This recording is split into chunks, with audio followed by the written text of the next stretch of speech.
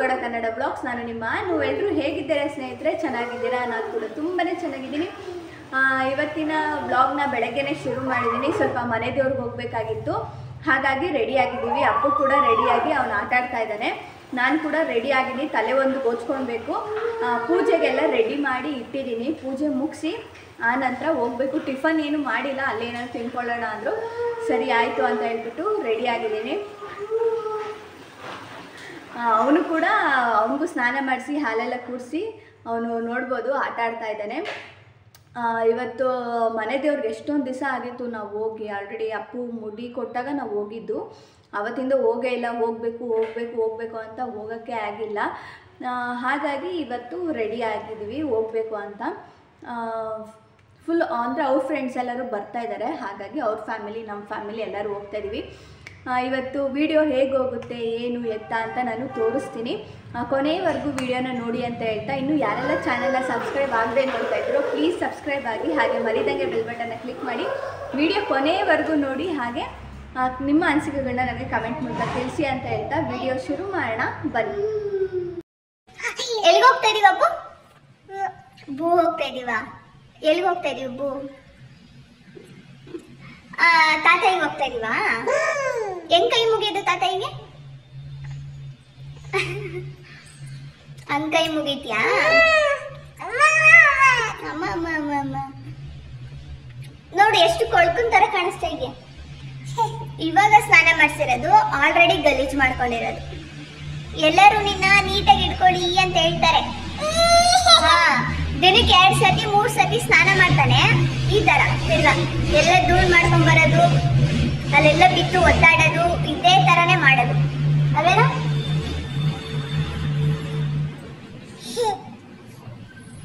ನೋಡು, ಇನ್ಮೇಲೆ ಎಲ್ಲರೂ ನಿನ್ನ ಬ್ಯಾಡ್ ಬಾಯ್ ಅಂತ ಕರೀತಾರೆ. ಹೇಳ್ತೀನಿ ನಾನು, ಬ್ಯಾಡ್ ಬಾಯ್ ಅಂತ ಕರೀರಿ ಅವನು ನೀಟಾಗಿ ಇರೋದಿಲ್ಲ, ಸ್ನಾನ ಮಾಡಿಸಿದ್ರು ಅಂತ ಹೇಳ್ತೀನಿ. ಹೇಳಾ ಬೇಡವಾ? No no no. ಹಾಗೆ ನಾನು ಎಲ್ಲಾದರೂ ಹೋಗಬೇಕು ಅಂದರೆ ಮೊದಲು ದೇವ್ರ ಪೂಜೆನೇ ಮಾಡೋದು. ಯಾಕಂದರೆ ಎಲ್ಲ ಒಳ್ಳೇದಾಗಲಿ, ನಾವು ಹೋಗೋ ಜಾಗಕ್ಕೆ ಒಂದು ಶುಭ ಸೂಚನೆ ಏನಾದರೂ ಅಂದ್ಕೊಳ್ಬೋದು, ಒಳ್ಳೇದಾಗಲಿ ಅನ್ನೋಕ್ಕೋಸ್ಕರ ಅದನ್ನು ರೂಢಿಯಾಗಿ ಬಂದ್ಬಿಟ್ಟಿದೆ. ಹಾಗಾಗಿ ಪೂಜೆ ಮಾಡಿ ಆನಂತರ ನಾನು ಅಪ್ಪು ಕೂಡ ರೆಡಿಯಾಗಿದ್ದೆ, ನಾನು ಕೂಡ ರೆಡಿಯಾಗಿದ್ದೆ. ನಾವು ಇಲ್ಲಿಂದ ಫಸ್ಟ್ ಅವ್ರ ಫ್ರೆಂಡ್ ಮನೆಗೆ ಹೋಗಿ ಆನಂತರ ಅವ್ರ ಫ್ರೆಂಡ್ ಜೊತೆ ಕಾರಲ್ಲಿ ಹೋಗೋದು ಅಂತ ಅಂದ್ಕೊಂಡ್ವಿ. ಹಾಗಾಗಿ ಅಲ್ಲಿಗೆ ಹೋಗಿ ಆನಂತರ ಅವ್ರ ಫ್ಯಾಮಿಲಿ ಜೊತೆ ನಾವು ಕೂಡ ಹೊರಟ್ವಿ. ನನಗೆ ಮನೆ ದೇವರು ಅಂದರೆ ತುಂಬಾ ಒಂಥರ ಸ್ಪೆಷಲ್ ಅಂತಲೇ ಹೇಳ್ಬೋದು. ಅದಕ್ಕೆ ತುಂಬಾ ಕಾರಣಗಳಿದೆ, ತುಂಬ ಒಂಥರ ಎಮೋಷ್ನಲ್ ಕೂಡ ಅಂತಲೂ ಹೇಳ್ಬೋದು.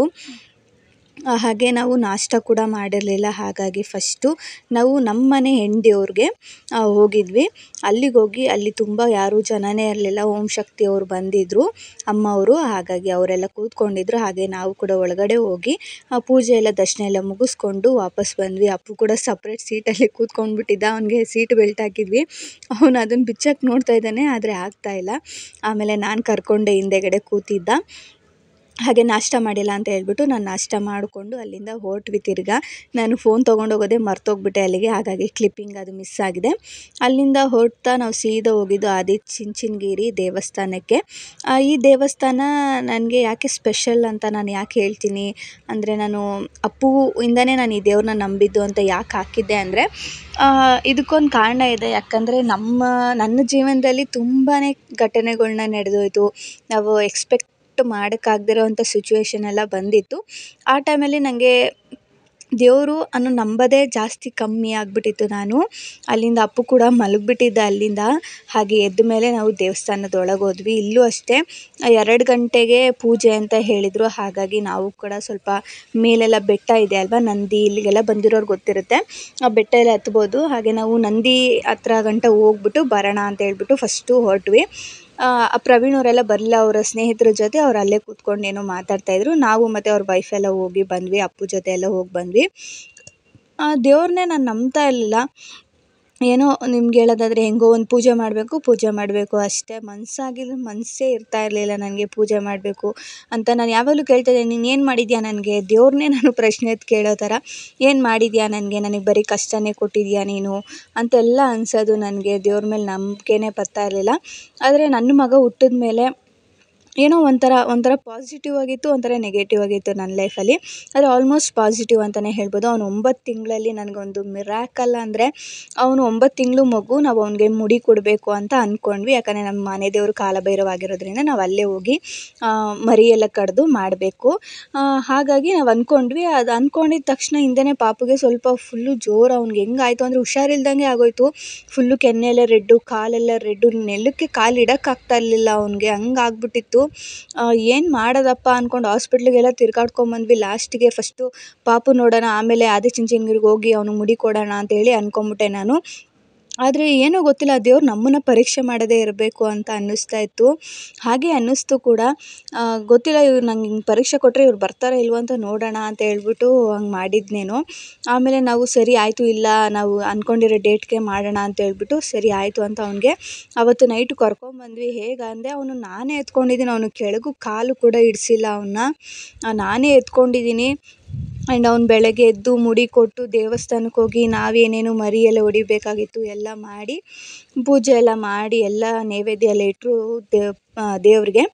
ಅವ್ನಿಗೆ ಅಷ್ಟು ಕಮ್ಮಿ ಆಗಿಲ್ಲ, ಜಸ್ಟ್ ನಾನೇ ಹೀಗೆ ಎತ್ಕೊಂಡಿದ್ದೀನಿ 2 ಕೈಯಲ್ಲೂ. ಎಲ್ಲರೂ ಬಂದವರೆಲ್ಲ ಅವ್ನ ಕಾಲು ಕೈ ಮುಖನೇ ನೋಡ್ತಾಯಿದ್ರು, ಏನಾಗ್ಬಿಡ್ತಪ್ಪ. ನಾವು ಅಂದ್ಕೊಂಡಿದ್ವಿ ನೆಕ್ಸ್ಟ್ ಇದಾಗಿದ್ದ ತಕ್ಷಣ ನೈಟೇ ನಾವು ಹೋಗಿ ಅಡ್ಮಿಟ್ ಮಾಡಬೇಕು ಪಾಪುನ ಅಂತ ಅಂದ್ಕೊಂಡ್ಬಿಟ್ಟಿದ್ವಿ. ಆದರೆ ಸಡನ್ನಾಗಿ ಏನಾಯಿತೋ ಗೊತ್ತಿಲ್ಲ, ನಾವು ಪೂಜೆ ಮಾಡಿ ನೈವೇದ್ಯ ಏನಿಟ್ಟಿದ್ವಿ ದೇವಸ್ಥಾನ ದೇವ್ರ ಮುಂದೆ ಅದನ್ನು ತೆಗೆದು ಸ್ವಲ್ಪ ಬಾಯಿಗಿಟ್ಟಿದ್ರು ಅಪ್ಪುಗೆ. ಅದಾಗಿ ಎಲ್ಲ ಫಂಕ್ಷನ್ ಎಲ್ಲ ಮುಗೀತು, ನಾವು ಮಾಡಿದ ಅಡುಗೆ ಎಲ್ಲ ಖಾಲಿ ಆಯಿತು. ತುಂಬಾ ಖುಷಿಯಾಯಿತು. ನಾವು ಹೇಳಿದ್ದ ಜನದೆಲ್ಲ ಬಂದಿದ್ದರು, ಊಟ ಮುಗಿಸ್ಕೊಂಡು ಪಾಪುಗೆ ಆಶೀರ್ವಾದ ಮಾಡಿ ಹೋದರು. ಅಲ್ಲಿಂದ ನಾವು ಕಾರಲ್ಲಿ ವಾಪಸ್ ಬರಬೇಕಾದ್ರೆ ಅವನು ಸ್ವಲ್ಪ ನಿದ್ದೆ ಮಾಡ್ದ ತೊಡೆ ಮೇಲೇ. ಸಂಜೆ ಆಯಿತು ನಾವು ಹೋಗೋಷ್ಟೊತ್ತಿಗೆ, ಮನೆ 6:30ಗೇನೋ. ನಮಗೆ ಗೊತ್ತಿಲ್ಲ, ಮಿರಾಕಲ್, ಅವ್ನಿಗೊಂದು ಚೂರೂ ಇರಲಿಲ್ಲ, ಕಾಲೆಲ್ಲ ಕೆಂಪಗಾಗಿದ್ದು ಒಂಚೂರು ಇರಲಿಲ್ಲ.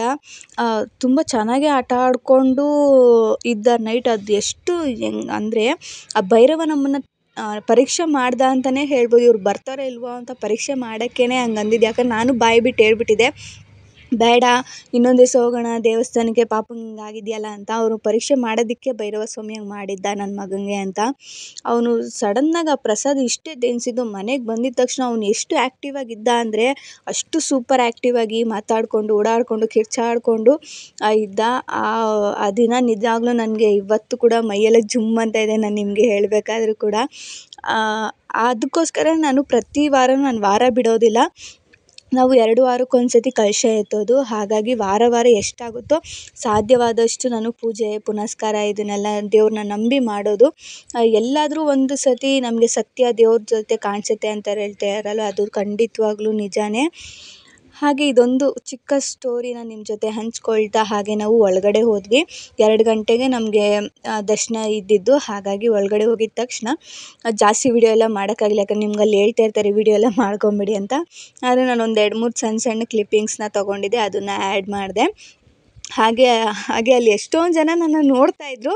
ಹಾಗೆ ನೋಡಿಬಿಟ್ಟು ಫೋನ್ ತಗೊಂಡು ನೋಡಿ ಇವರೇ ಅಲ್ವಾ ಅಂತ ಹೇಳ್ತಾಯಿದ್ರು. ಆದರೆ ಯಾರೂ ಹತ್ರ ಬಂದು ಮಾತಾಡಿಸ್ಲೇ ಇಲ್ಲ. ತುಂಬ ಬೇಜಾರಾಯಿತು. ನೀವು ಹತ್ರ ಬಂದು ಮಾತಾಡಿಸಿದ್ರೆ ತುಂಬಾ ಖುಷಿಯಾಗಿರೋದು. ಹೀಗೆ ನಾವು ಹೋಗಿದ್ದ ಕಡೆ ಎಲ್ಲೋ ಒಬ್ಬರು ನಮ್ಮನ್ನು ನೋಡಿ ಫೋನ್ ನೋಡಿ ತಿರ್ಗಿ ಅದೇ ಥರ ನೋಡ್ತಾಯಿದ್ರು. ಸರಿ ಆಯಿತು ಅಂತ ಅಂದ್ಕೊಂಡು ನಾವು ದರ್ಶನಕ್ಕೆ ಹೋಗಿ ದರ್ಶನ ಎಲ್ಲ ಮುಗಿಸ್ಕೊಂಡು ಆ ನಂತರ ನಮ್ಗೆ ಇನ್ನೂ ಬೇರೆ ದೇವಸ್ಥಾನಕ್ಕೆ ಹೋಗಬೇಕಾಯಿತು, ಹೆಣ್ಣು ದೇವರಿಗೆ. ಹಾಗಾಗಿ ಅಲ್ಲಿಗೆ ಹೋಗೋಣ ಅಂತ ಹೇಳ್ಬಿಟ್ಟು ಹೋಗ್ತಾಯಿದ್ವಿ. ಅದು ಸ್ವಲ್ಪ ತುಂಬ ಜಾಸ್ತಿ ಜನ ಅಂತ ಏನಿರಲಿಲ್ಲ, ಸ್ವಲ್ಪ ಕಮ್ಮಿ ಜನನೇ ಇದ್ದರು. 2 ಗಂಟೆಗೆ ಅಂತ ಹೇಳಿದ್ರಲ್ಲ, ಹಾಗಾಗಿ ಎಲ್ಲ ವೆಯ್ಟ್ ಮಾಡಿ ಎಲ್ಲ ಹೋದ್ವಿ. ಹಾಗೆ ಅಪ್ಪಗೂ ಕೂಡ ವಿಭೂತಿ ಎಲ್ಲ ಬಳಿದು ಅಲ್ಲಿಂದ ನಾವು ದೇವ್ರ ದರ್ಶನ ಎಲ್ಲ ಮುಗಿಸ್ಕೊಂಡು ಸ್ವಲ್ಪ ಕೂತ್ಕೊಂಡು ಹಾಗೆ ಅಲ್ಲೆಲ್ಲ ನೋಡಿಕೊಂಡು, ನಾನಿದು ಪಾಪುಗೆ ಅಂದರೆ 3ನೇ ಸತಿ ಏನೋ ಇಲ್ಲಿಗೆ ಬಂದಿದ್ದು ಆದಿಚುಂಚನಗಿರಿ. ನಾನು ಕಾಲೇಜ್ ಟೈಮಲ್ಲಿ ಹೋದಾಗ ನಮ್ಮ ಮನೆ ಹತ್ರ ಒಬ್ಬರು ಜಯಾಂಟಿ ಅಂತ ಇದ್ದರು, ಅವರು ಮಗಳು ಅವ್ರ ಫ್ಯಾಮಿಲಿ ಜೊತೆ ನಾನು ಬಂದಿದ್ದೆ. ಅದಾದಮೇಲೆ ನಾನು ಪಾಪು ಮುಡಿ ಕೊಡೋ ಟೈಮು ಅದಾದಮೇಲೆ ಇದೇ ನಾವು ಹೋಗಿದ್ದು ಅಂತಲೇ ಹೇಳ್ಬೋದು. ವರ್ಷನೂ ಹೋಗಬೇಕು. ಅದು ಕರೆಕ್ಟಾಗಿ ಅವನಿಗೆ ಈ ವರ್ಷ ಅದೇ ಥರನೇ ಕರೆಕ್ಟಾಗಿ ಅವ್ನಿಗೆ ಯಾವಾಗ ಮುಡಿ ಕೊಡೋ ಇದಾಯ್ತಲ್ಲ ಅವತ್ತೇ ಅವ್ನಿಗೆ ಹುಷಾರಿಲ್ದಂಗೆ ಆಗಿದ್ದು. ಅವತ್ತೇ ಅಂದ್ಕೊಂಡೆ ಹೋಗಬೇಕು ಅಂತ, ಆದರೆ ಆಗಿರಲಿಲ್ಲ, ಸ್ವಲ್ಪ ಶಾಪ್ ಕೆಲಸ ಇದ್ದಿದ್ದರಿಂದೆಲ್ಲ. ಹಾಗಾಗಿ ಇವಾಗ ಸಮಯನ ಮಾಡಿಕೊಂಡು ಹೋಗಿ ನೆಮ್ಮದಿಯಾಗಿ, ಯಾರು ಜಾಸ್ತಿ ಜನನೂ ಇರಲಿಲ್ಲ, ಪೂಜೆ ಎಲ್ಲ ಮುಗಿಸ್ಕೊಂಡು ಅಲ್ಲಿಂದ ನಾವು ಹೊರಟ್ವಿ. ಯಾಕಂದರೆ ನಮ್ಮನೆ ಹೆಣ್ಣು ದೇವ್ರಿಗೂ ಕೂಡ ಪೂಜೆ ಮಾಡಿಸ್ಬೇಕಾಗಿತ್ತು. ಹಾಗಾಗಿ 4 ಕರೆಯೋದಕ್ಕೆಲ್ಲ ಟೈಮ್ ಆಗಿಬಿಡುತ್ತೆ ಅಂತ ಹೇಳ್ಬಿಟ್ಟು ಬಂದ್ವಿ. ಹಾಗೆ ಅಲ್ಲಿಂದ ನಾವು ಕಲ್ಯಾಣಿ ಎಲ್ಲ ಇದೆ ಇಲ್ಲಿ, ಅಲ್ಲೆಲ್ಲ ಹೋಗೋಕ್ಕಾಗಲಿಲ್ಲ. ಬೇರೆ ದೇವಸ್ಥಾನಕ್ಕೆ ಹೆಣ್ಣು ದೇವಸ್ಥಾನಕ್ಕೆ ಹೋಗಬೇಕಾಗಿತ್ತಲ್ಲ, ಅದಕ್ಕೋಸ್ಕರ. ಹಾಗೆ ಅಪ್ಪುಗೂ ಕೂಡ ಅವನಿಗೆ ಬೋಟಿ ಕೊಟ್ಟಿದ್ವಿ ಕೈಯಲ್ಲಿ. ಅವನು ಕೂಡ ತಿನ್ಕೊಂಡು ಕೂತಿದ್ದ. ಅವನೇನಾದರೂ ನೀರು ಕುಡಿಸಿದ್ದೆ, ಆದರೆ ಇನ್ನೇನು ತಿನ್ನಲಿಲ್ಲ ಅವನಲ್ಲಿ. ಜಸ್ಟ್ ಪ್ರಸಾದ ಮಾತ್ರ ಒಂಚೂರು ತಿಂದಿದ್ದ. ಹಾಗೆ ಬೆಳಗ್ಗೆ ಟಿಫನ್ ಒಂದು ಅರ್ಧ ಇಡ್ಲಿ ಮಾತ್ರ ತಿಂದಿದ್ದ. ಹಾಗಾಗಿ ಸರಿ ಆಯಿತು ಅಂತ ಒಂದು ತಿನ್ಕೊಂಡು ಕೂತಿದ್ದ. ಅಲ್ಲಿಂದ ನಾವು ಹೋಗಿದ್ದು ಅಟ್ಟಿಲಕ್ಕಮ್ಮ ಜಲಗೇರಮ್ಮ ಹೆಂಡ್ತಿಯವರು. ನಿಮ್ಗೆ ಯಾರಾದರೂ ಹೆಸ್ರು ಕೇಳಿದರೆ ಗೊತ್ತಿರುತ್ತೆ. ಇದು ಬಂದು ನಮ್ಮ ತಂದೆ ಹೆಂಡ್ತಿಯವರು ಕೂಡ. ಹಾಗಾಗಿ ನಾವು ಅಲ್ಲಿಗೆ ಹೋದಾಗೆಲ್ಲ ಇಲ್ಲಿಗೆ ಹೋಗಿನೇ ಬರೋದು. ಮತ್ತು ಯಡಿಯೂರು ಅಂತ ಹೇಳ್ತೀವಲ್ಲ, ಅಲ್ಲಿಗೂ ಕೂಡ ಹೋಗ್ಬೇಕಾಯಿತು. ಅಲ್ಲಿ ಹೋಗೋಕ್ಕಾಗಲಿಲ್ಲ, ಲೇಟ್ ಆಗಿಬಿಡುತ್ತೆ. ಅವರು ಬೇರೆ ಶಾಪ್ ಎಲ್ಲ ಇತ್ತಲ್ಲ ಅವ್ರ ಸ್ನೇಹಿತರಿಗೆ. ಹಾಗಾಗಿ ಹೋಗಲಿಲ್ಲ ನಾವು. ಯಡಿಯೂರಿಗೆ ಹೋಗಿ ಇನ್ನೊಂದು ದಿವಸ ಹೋಗೋಣ ನಾವೇ ಬೈಕಲ್ಲಿ ಅಂತ ಹೇಳ್ಬಿಟ್ಟು ಅಟ್ಟಿಲಕ್ಕಮ್ಮ ಜಲಗೇರಮ್ಮಂಗೆ ಮಾತ್ರ ಹೋಗಿ ಏನೇನು ಮೋಡಿ ಎಲ್ಲ ಏನು ಮಡ್ಲಕ್ಕಿ ಏನೇನು ಕೊಡಬೇಕಾಗಿತ್ತು ಅದನ್ನೆಲ್ಲ ಕೊಟ್ಟು ಪೂಜೆ ಮುಗಿಸ್ಕೊಂಡ್ಬಂದ್ವಿ. ನೋಡಿ ಎಷ್ಟು ಯಾರೂ ಜನ ಇರಲಿಲ್ಲ, ತುಂಬಾ ಕಮ್ಮಿ. ಬೇರೆ ಟೈಮಲ್ಲೆಲ್ಲ ಜಾತ್ರೆ ಟೈಮಲ್ಲೆಲ್ಲ ಹೋದ್ರೆ ಇನ್ನೂ ಖಾಲಿಕ ಕೂಡ ಜನ ಇರೋದಿಲ್ಲ. ಹಾಗೆ ಇಲ್ಲಿ ನಮ್ಮ ಅಪ್ಪ ಅವರೆಲ್ಲ ಫಸ್ಟ್ ಹರಕೆ ಎಲ್ಲ ಕಟ್ಕೊಂಬರ್ತಾಯಿದ್ರು. ಅಂದರೆ ಕೋಳಿ ಕುಯ್ತೀವಿ, ಈ ಥರದ್ದೆಲ್ಲ ಮಾಡಿ ಅಲ್ಲೇ ಮಾಡಿ ಅಡುಗೆ ಎಲ್ಲ ಮಾಡಿ ಅಲ್ಲೇ ಊಟ ಬಡಿಸಿ ಆ ಥರ ಮಾಡ್ಕೊಂಬರ್ತಾಯಿದ್ರು. ಫಸ್ಟು ಆ ಥರ ಇತ್ತು. ನಾವು ಹೋಗಿ ಪೂಜೆ ಎಲ್ಲ ಮಾಡಿಸ್ಕೊಂಬರ್ತಾಯಿದ್ದು. ಹಾಗೆ ಅಟ್ಟಿಲಕ್ಕಮ್ಮ ಜಲಗೇರಮ್ಮ 2 ದೇವರು ಹೆಣ್ಣು ದೇವ್ರು ಇರೋದು. ಹಾಗಾಗಿ ಅಲ್ಲೆಲ್ಲ ಪೂಜೆ ಎಲ್ಲ ಮುಗಿಸ್ಕೊಂಡು ಅಲ್ಲಿಂದ ನಾವು ಅಂದರೆ ಮಧ್ಯಾಹ್ನ ಏನೂ ತಿಂದಿರಲಿಲ್ಲ, ಹೊಟ್ಟೆ ಫುಲ್ ಖಾಲಿ ಆಗಿತ್ತು. ಅಪ್ಪಗೂ ಕೂಡ ಅಷ್ಟೇ. ಹಾಗಾಗಿ ಅಲ್ಲೇ ಚುರುಮುರಿ ಮಾಡ್ತಾಯಿದ್ರು ಅಂತ ಹೇಳ್ಬಿಟ್ಟು ಕೊಡಿಸಿದ್ರು. ನಾವು ಕೂಡ ಸ್ವಲ್ಪ ತಿಂದ್ಕೊಂಡು ಅಲ್ಲೆಲ್ಲ ಮಾತಾಡಿಕೊಂಡು, ಅಪ್ಪು ಪೂರಿ ತಿಂತಾ ಇರಲಿಲ್ಲ ಅಂತ ಹೇಳ್ಬಿಟ್ಟು ಅವನು ಒಂದೊಂದೇ ಕಾಳು ತಿಂದ. ಆಮೇಲೆ ನಮಗೂ ಕೂಡ ಒಂಚೂರು ತಿಂದ್ಕೊಂಡು ವಾಪಸ್ ಬರ್ತಾ ಫುಲ್ಲು ಟಯರ್ಡ್ ಥರ ಅನಿಸ್ಬಿಡ್ತು. ಆದರೂ ಅಪ್ಪು ಅಂತೂ ಬಿಡ್ತಾನ, ಅವ್ನು ಮಲಗಿರಲಿಲ್ಲ. ಯಾಕಂದರೆ ಬರ್ಬೇಕಾದ್ರೆ ಅವನು ಬೆಳಗ್ಗೆ ಮಲಗಿದ್ನಲ್ಲ 1 hour, ಆಮೇಲೆ ಮಲಗಲೇ ಇಲ್ಲ. ಹೀಗಿತ್ತು. ಹಾಗೆ ನಾವು ಅಲ್ಲಿಂದ ಸ್ವಲ್ಪ ಊಟ ಎಲ್ಲ ಮುಗಿಸ್ಕೊಂಡು ಚುರುಮುರಿ ಎಲ್ಲ ತಿಂದ್ಕೊಂಡು ವಾಪಸ್ಸು ಮನೆಗೆ ಬಂದ ಮೇಲೆ ನಂಗೆ ನಿಜ ನಂಬೋಕ್ಕಾಗಲಿಲ್ಲ. ಎಷ್ಟು ಆಶ್ಚರ್ಯ ಆಯಿತು ಅಂದರೆ, ನಾವು ಪೂಜೆ ಮುಗಿಸ್ಕೊಂಡು ಜಸ್ಟ್ ಮನೆಗೆ ಬಂದು ಸ್ವಲ್ಪ ಐಟಮ್ನೆಲ್ಲ ಎತ್ತಿಡ್ತಾಯಿದ್ದೆ. ಅಂದರೆ ದೇವ್ರ ಪ್ರಸಾದ ಎಲ್ಲ ತಂದಿದ್ವಲ್ಲ ಅದನ್ನೆಲ್ಲ ದೇವ್ರ ಮನೆಗೆ ಎತ್ತಿಡ್ತಾಯಿದ್ದೆ. ಸ್ವಲ್ಪ ಮಳೆ ಬರೋಂಗೂ ಕೂಡ ಆಗಿತ್ತು, ವೆದರ್ ಆಗಿತ್ತು. ಫುಲ್ಲು ಜೋರು ಮಳೆ ಬರುತ್ತೆ ಅಂದ್ಕೊಂಡ್ವಿ, ಆದರೆ ಬರಲಿಲ್ಲ. ಮನೆಗೆ ಬಂದು ಪೂಜೆ ಸಾಮಾನೆಲ್ಲ ಎತ್ತಿಡ್ತಾಯಿದ್ವಿ. ಸರಿಯಾಗಿ ನಿಮಗೆ ಗೊತ್ತಿರ್ಬೋದು, ಅಯೋಧ್ಯ ರಾಮ ಮಂದಿರ ನಿರ್ಮಾಣ ಆಗ್ತಾ ಇರೋದು. ಅದರಿಂದ ನಮಗೆ ಅಕ್ಷತೆ ಕಾಳನ್ನ ನಮ್ಮ ಊರಿನ ಪುರೋಹಿತರು ಪ್ರತಿಯೊಂದು ಮನೆಗೂ ತಲುಪಿಸಿದ್ರು. ನಾವು ಹೋಗಿ ಪೂಜೆ ಸಾಮಾನೆಲ್ಲ ಎತ್ತಿಡ್ತಾಯಿದ್ದೆ. ಆದ ತಕ್ಷಣಕ್ಕೆ ಇದು ನನ್ನ ಕೈಗೆ ಸೇರಿತು. ನೋಡಿ ತುಂಬಾ ಖುಷಿ ಆಯಿತು. ಯಾಕಂದರೆ ಇದು ನಾನು ಮೊನ್ನೆ ತಾನೇ ನನ್ನ ಫ್ರೆಂಡ್ ಹತ್ರ ಎಲ್ಲ ಚರ್ಚೆ ಮಾಡಿದೆ ಈ ವಿಷಯದ ಬಗ್ಗೆ, ಹೇಗೆ ಅದನ್ನೆಲ್ಲ ತರಿಸ್ಕೊಳ್ಳೋದು ಅಂತ. ಆದರೆ ಸಡನ್ನಾಗಿ ನಾವು ದೇವಸ್ಥಾನಕ್ಕೆ ಹೋಗಿ ಬಂದಿದ್ದ ತಕ್ಷಣ ಒಂದು ಪಾಸಿಟಿವ್ ಎನರ್ಜಿ, ಮನೆಗೆ ಒಂಥರ ಒಂದು ಒಳ್ಳೆ ಶುಭ ಸೂಚನೆ ಅನ್ನೋ ಥರ ನನಗೆ ಸಿಕ್ತು. ಇದು ಕೈಯಲ್ಲಿ ತುಂಬಾ ಖುಷಿ ಆಯಿತು ನನಗೆ. ಅಂದ್ಕೊಂಡಿರಲಿಲ್ಲ, ಅನ್ಎಕ್ಸ್ಪೆಕ್ಟೆಡ್. ಆದರೆ ದೇವರು ನಮ್ಮ ಜೊತೆ ಇರ್ತಾನೆ, ನಮ್ಗೆ ಒಳ್ಳೇದಾಗುತ್ತೆ ಅನ್ನೋದಕ್ಕೆ ಒಂದೊಳ್ಳೆ ನನಗೆ ಭರವಸೆ ಸಿಕ್ತು. ಪ್ರತಿ ಸತಿನೂ ಏನಾದರೂ ಒಂದು ಭರವಸೆ ಸಿಗುತ್ತೆ ನನಗೆ ದೇವ್ರ ಕಡೆಯಿಂದ. ಹಾಗೆ ಅಲ್ಲಿಂದ ಈ ಒಂದೊಳ್ಳೆ ಸಿಹಿ ಸುದ್ದಿ ನಾನು ನಿಮ್ಮ ಜೊತೆ ಹಂಚ್ಕೊಳ್ತಾ ಅಲ್ಲಿ ತೆಗ್ದಿದ್ದಂಥ ಕೆಲವೊಂದಿಷ್ಟು ಫೋಟೋಸ್ನ ನಾನು ಹಾಗೆ ಅಟ್ಯಾಚ್ ಮಾಡ್ತಾಯಿದ್ದೀನಿ. ಇದು ಒಂದು ಸಣ್ಣ ವಿಡಿಯೋ ಆಗಿರುತ್ತೆ. ನಮ್ಮ ಮನೆ ದೇವರ ದರ್ಶನ ಹೇಗಿತ್ತು ಅಂತೆಲ್ಲ ನಾನು ಇದರಲ್ಲಿ ನಿಮ್ಮ ಜೊತೆ ಹಂಚ್ಕೊಂಡಿದ್ದೀನಿ. ಹಾಗೆ ಹೋಪ್ ಈ ವಿಡಿಯೋ ನಿಮ್ಗೆ ಏನಾದರೂ ಇಷ್ಟ ಆಗಿದರೆ, ಅಟ್ಲೀಸ್ಟ್ ಸ್ವಲ್ಪನಾದರೂ ಇಷ್ಟ ಆಗಿದರೆ ನನ್ನ ಚಾನಲ್ನ ಸಬ್ಸ್ಕ್ರೈಬ್ ಆಗಿ, ಹಾಗೆ ಮರಿದಂಗೆ ಬೆಲ್ ಬಟನ್ನ ಕ್ಲಿಕ್ ಮಾಡಿ ಅಂತ ಹೇಳ್ತಾ, ಈ ವಿಡಿಯೋ ನೋಡಿ ನಿಮಗೇನು ಅನ್ನಿಸ್ತು ಅಂತ ನನಗೆ ನನ್ನ ಕಮೆಂಟ್ ಸೆಕ್ಷನಲ್ಲಿ ಕಮೆಂಟ್ ಮಾಡಿ ಅಂತ ತಿಳಿಸ್ತಾ ಸಿಗೋಣ ಮುಂದಿನ ವಿಡಿಯೋದಲ್ಲಿ. ಅಲ್ಲಿವರೆಗೂ take care, bye bye. Thank you for watching.